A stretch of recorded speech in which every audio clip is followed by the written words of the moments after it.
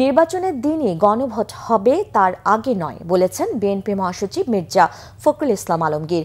গণভোট আগে হলে দেশে অস্থিতিশীল পরিস্থিতি সৃষ্টি হতে পারে বলে শঙ্কা তাঁর। বিএনপিকে অবজ্ঞা করলে ফল ভালো হবে না, টালবাহানা না করে দ্রুত নির্বাচনী তফসিল ঘোষণারও আহ্বান জানান তিনি। দলের স্থায়ী কমিটির প্রয়াত সদস্য তরিকুল ইসলামের ৭ম মৃত্যুবার্ষিকী উপলক্ষে আয়োজিত স্মরণ সভায় তিনি এসব কথা বলেন।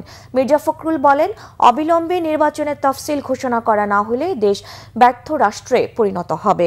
অন্তর্বর্তী সরকারকে অবিলম্বে গণতন্ত্রের দিকে ফিরে যাওয়ার পথ পরিষ্কার করার আহ্বান জানান তিনি। হুঁশিয়ার করে দেন, যারা দেশকে অস্থিতিশীল করতে চায় তাদের জনগণ ক্ষমা করবে না।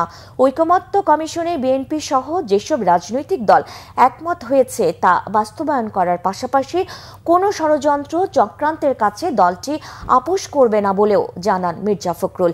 এ সময় প্রয়াত মুসলিম নেতা তরিকুল ইসলামের জীবন নিয়ে একটি বই প্রকাশের আহ্বান জানান বিএনপি মহাসচিব। আমরা যদি রাস্তায় নামি তাহলে কিন্তু রাজনৈতিক বিষয়গুলো ভিন্নভাবে আসবে। আমরা তো পরিষ্কার করে বলতে চাই যে নির্বাচনের দিনই গণভোট হবে, তার আগে ঘটে হবে না। দয়া করে পানি ঘোলা করার চেষ্টা করবেন না, দয়া করে দেশকে অস্থিতিশীলতার দিকে নিয়ে যাবেন না। সরকারকে পরিষ্কারভাবে বলতে চাই, আর টালবাহানা না করে অবিলম্বে নির্বাচনের শিডিউল ঘোষণা করার ব্যবস্থা করুন এবং ঐক্যবদ্ধ যেগুলো সিদ্ধান্ত হয়েছে সেগুলো নিয়ে সামনের দিকে এগিয়ে যান। অন্যথায় আপনারা কিন্তু